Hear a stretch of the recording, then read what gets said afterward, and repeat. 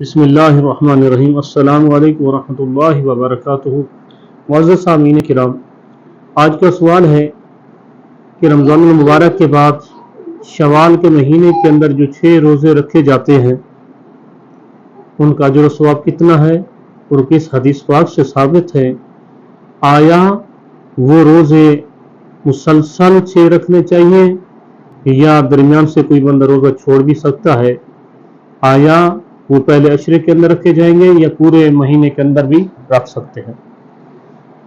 तो इसके बारे में हदीस पाक है, हुज़ूर अलैहिस्सलातु वस्सलाम की इरशाद गिरामी है। सरकार अलैहिस्सलातु वस्सलाम ने इरशाद फरमाया, मन साम रमदाना सुम्मत तबाहु सित्तम मिन शवाल काना का सयाम दहर।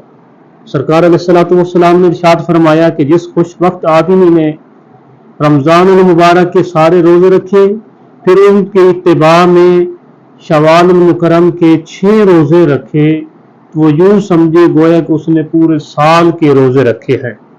यानी साल के 360 अयाम होते हैं तो एक रोजे का अजर 10 गुना इजाफा करके फरमाया कि 30 का सवाब 300 के बराबर हो गया। ऊपर जो 6 रखोगे तो उनका सवाब 60 के बराबर हो जाएगा। तो इस तरह साल के अयाम भी 360 होते हैं तो 360 रोज़ों के बराबर अल्लाह तबारक व तआला अजर व सवाब अता फरमाएगा।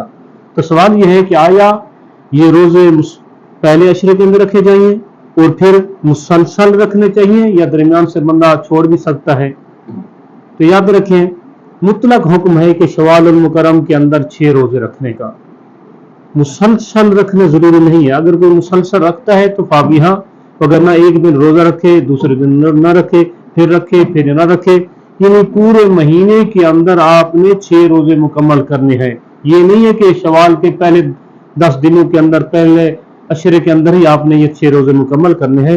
तो पूरे महीने के अंदर जब चाहें आप ये 6 रोजे रखेंगे, जो भी ये 6 रोजे रखेगा उसको ये बरकत ये सवाब हासिल हो जाएंगी। तो उम्मीद है आपको मसला समझ आ गया होगा।